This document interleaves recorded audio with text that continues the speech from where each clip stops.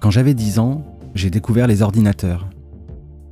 Ma première machine était un système de mainframe PDP-10 au centre médical où travaillait mon père. J'ai appris à écrire des programmes simples en BASIC. C'est un langage informatique. Comme n'importe quel enfant de 10 ans, j'ai été particulièrement content de découvrir les jeux sur ordinateur. Un jeu était simplement intitulé « Aventure ». Je l'ai ouvert et j'ai lu. Vous êtes debout à la fin d'une route devant un petit bâtiment en briques. Autour de vous, il y a une forêt. Un petit ruisseau sort du bâtiment et descend dans un ravin. J'ai compris que je pouvais me déplacer avec des commandes comme aller au nord et aller au sud. J'ai pénétré dans le bâtiment et j'ai obtenu de la nourriture, de l'eau, des clés, une lampe. J'ai erré à l'extérieur et je suis descendu par une grille dans un système de grottes souterraines.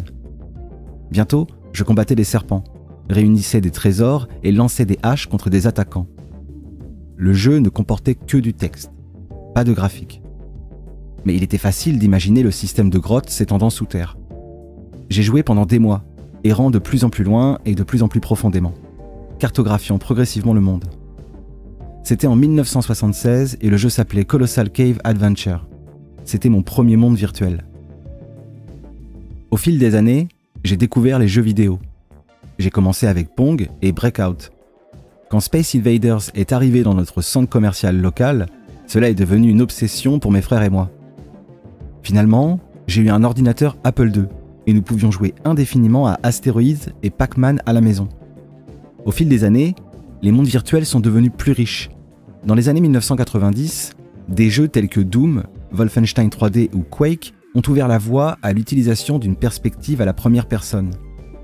Dans les années 2000, les gens ont commencé à passer de vastes quantités de temps dans des mondes virtuels multijoueurs, tels que Second Life ou World of Warcraft. Dans les années 2010, il y a eu les premières moutures de casques de réalité virtuelle, comme l'Oculus Rift qui a touché le grand public. Cette décennie a également vu l'utilisation généralisée de la réalité augmentée, une technologie qui peuple le monde physique d'objets virtuels dans des jeux comme Pokémon Go. Aujourd'hui, il existe de nombreux systèmes de réalité virtuelle, de l'Oculus Quest 2 à l'HTC Vive. Je mets un casque, j'ouvre une application, et soudain je suis dans un monde virtuel. Le monde physique a entièrement disparu, remplacé par un environnement généré par ordinateur. Des objets virtuels m'entourent, et je peux me déplacer parmi eux et les manipuler. Comme les jeux vidéo ordinaires de Pong à Fortnite, la réalité virtuelle, ou VR, implique un monde virtuel, un espace interactif généré par ordinateur. Ce qui distingue la VR, c'est que ces mondes virtuels sont immersifs. Au lieu de vous montrer un écran en 2 dimensions, la VR vous plonge dans un monde en 3 dimensions que vous pouvez voir et entendre, comme si vous y étiez. La réalité virtuelle implique donc un espace immersif, interactif et généré par ordinateur. J'ai eu toutes sortes d'expériences intéressantes en VR. J'ai pris le corps d'une femme, j'ai combattu des assassins, j'ai volé comme un oiseau, j'ai voyagé sur Mars, j'ai regardé le cerveau humain de l'intérieur, avec des neurones tout autour de moi. J'ai été debout sur une planche étendue au-dessus d'un canyon, terrifié, bien que je sache parfaitement que si je descendais de cette planche, alors je descendrais sur un sol non virtuel, juste en dessous. Comme beaucoup d'autres personnes, pendant la récente pandémie, j'ai passé beaucoup de temps à parler à des amis, à la famille et à des collègues en utilisant Zoom et d'autres logiciels de visioconférence. Nous nous sommes réunis avec une joyeuse bande de philosophes collègues, en VR, une fois par semaine. Nous avons essayé de nombreuses plateformes et activités différentes, comme voler avec des ailes d'ange dans HAL Space, couper des cubes en rythme dans Beat Saber, parler de philosophie sur le balcon dans Big Screen, ou jouer au paintball dans Rec Room, donner des conférences dans Spatial, essayer des avatars colorés dans VR Chat. La technologie VR est encore loin d'être parfaite, mais nous avons eu le sentiment d'habiter un monde commun. Quand à la fin d'une courte présentation, nous nous sommes levés, quelqu'un a dit « C'est juste comme une pause café à un congrès de philosophie ». Les systèmes de réalité augmentée progressent également rapidement. Ces systèmes offrent un monde partiellement virtuel et partiellement physique. Le monde physique ordinaire est augmenté par des objets virtuels. Je n'ai pas encore de lunettes de réalité augmentée, mais des entreprises comme Apple, Facebook et Google sont supposées travailler là-dessus. Les systèmes de réalité augmentée ont le potentiel de remplacer complètement l'informatique basée sur l'écran, ou du moins de remplacer les écrans physiques par des écrans virtuels. Interagir avec des objets virtuels pourrait devenir une partie de la vie quotidienne. Les systèmes de réalité virtuelle et de réalité augmentée d'aujourd'hui sont encore primitifs. Les casques et les lunettes sont encombrants. La résolution visuelle pour les objets visuels est granuleuse. Les environnements virtuels offrent une vision et un son immersifs, mais vous ne pouvez pas toucher une surface virtuelle, sentir une fleur virtuelle ou goûter un verre de vin virtuel lorsque vous le buvez. Ces limitations temporaires passeront. Les moteurs de physique qui sous-tendent la réalité virtuelle s'améliorent. Dans les années à venir, les casques deviendront plus petits et nous passerons aux lunettes, puis aux lentilles de contact et éventuellement aux implants rétiniens ou cérébraux. La résolution s'améliorera jusqu'à ce qu'un monde virtuel ressemble exactement à un monde non virtuel. Nous trouverons comment gérer le toucher, l'odorat et le goût. Nous pourrions passer une grande partie de nos vies dans ces environnements, que ce soit pour le travail, la socialisation ou le divertissement. Ma supposition est qu'au sein d'un siècle, nous aurons des réalités virtuelles qui sont indifférenciables du monde non virtuel. Peut-être que nous nous connecterons à des machines via une interface cerveau-ordinateur, passant outre l'utilisation de nos yeux et de nos oreilles, ainsi que de nos autres organes de sens. Les machines contiendront une simulation extrêmement détaillée d'une réalité physique, simulant les lois de la physique pour suivre le comportement de chaque objet contenu dans cette réalité. Il s'agira parfois d'autres versions de notre réalité physique ordinaire. Et parfois, il s'agira de mondes entièrement nouveaux. Les gens entreront temporairement dans ces mondes pour le travail ou pour le plaisir. La NASA, par exemple, créera un monde avec des vaisseaux spatiaux dans lequel les gens pourront explorer la galaxie à une vitesse supérieure à celle de la lumière. D'autres mondes seront des mondes dans lesquels les gens pourront vivre indéfiniment. Les développeurs immobiliers virtuels rivaliseront pour offrir des mondes avec un temps parfait près de la plage, ou avec des somptueux appartements dans une ville vibrante en fonction de ce que veulent les clients. Il se peut que, comme dans le roman et le film Ready Player One, notre planète soit bondée et dégradée, et que les mondes virtuels nous offrent de nouveaux paysages et de nouvelles possibilités. Dans les siècles passés, les familles devaient souvent prendre une décision. Devrions-nous émigrer dans un pays pour commencer une nouvelle vie ? Dans les siècles à venir, nous pourrions être confrontés à une décision similaire. Devrions-nous déplacer nos vies dans un monde virtuel ? Comme pour l'émigration, la réponse raisonnable pourrait souvent être oui. Une fois que la technologie de simulation sera assez bonne, ces environnements simulés pourraient être même occupés par des personnes simulées, c'est-à-dire des intelligences artificielles, avec des cerveaux et des corps simulés, qui vivront tout le processus de naissance, de développement, de vieillissement et de mort. Comme les personnages non-joueurs, les PNJ, que l'on rencontre dans de nombreux jeux vidéo. Les personnes simulées seront des créatures de la simulation. Certains mondes seront des simulations mises en place pour la recherche ou pour faire des prévisions sur l'avenir. Par exemple, une application de rencontre, comme dans la série télévisée Black Mirror, une application qui pourrait simuler de nombreux avenirs pour un couple afin de voir s'ils sont compatibles. Un historien pourrait étudier ce qui serait arrivé si Hitler n'avait pas décidé de déclarer la guerre à l'Union soviétique. Des scientifiques pourraient simuler des univers entiers à partir du Big Bang, avec de petites variations pour étudier la gamme de résultats. À quelle fréquence la vie se développe-t-elle ? À quelle fréquence y a-t-il de l'intelligence ? À quelle fréquence y a-t-il une civilisation galactique ? On peut imaginer que quelques simulateurs curieux du XXIIIe siècle pourraient se concentrer sur le début du XXIe siècle.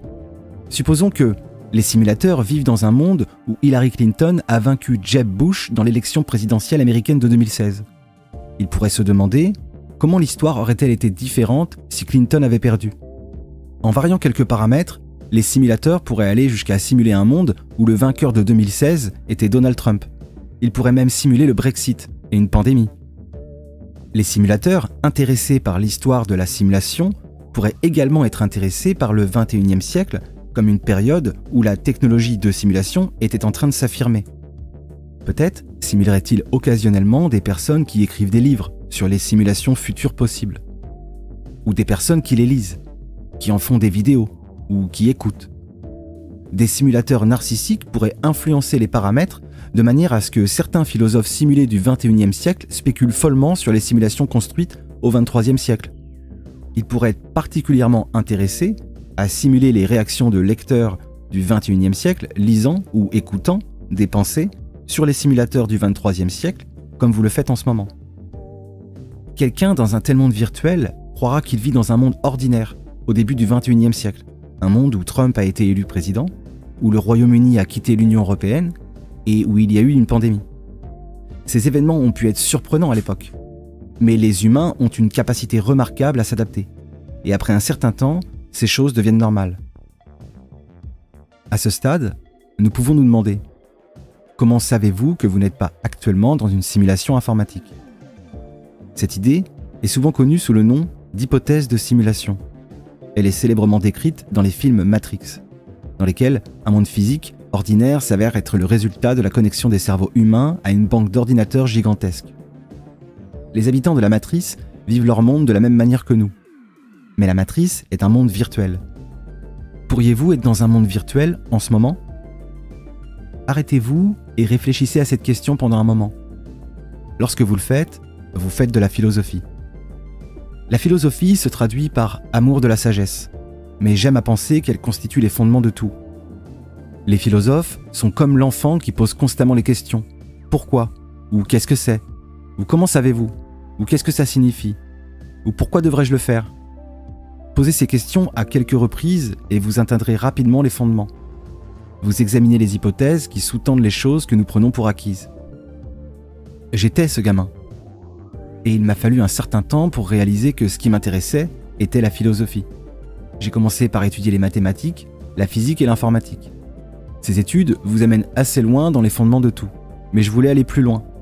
J'ai donc commencé à étudier la philosophie, ainsi que la science cognitive, pour maintenir un ancrage dans le sol solide de la science, tout en explorant les fondements qui se trouvent en dessous. Tout d'abord, j'ai été attiré par des questions sur l'esprit, comme qu'est-ce que la conscience? J'ai passé une grande partie de ma carrière à me concentrer sur ces questions. Mais les questions sur le monde, comme qu'est-ce que la réalité, sont tout aussi centrales pour la philosophie. Peut-être les plus importantes de toutes sont les questions sur la relation entre l'esprit et le monde, comme comment pouvons-nous connaître la réalité? Cette dernière question était au cœur du défi posé par René Descartes dans ses Méditations sur la première philosophie, en 1641, qui a fixé l'agenda de siècles de philosophie occidentale à venir. Descartes a posé ce que j'appellerais le problème du monde extérieur.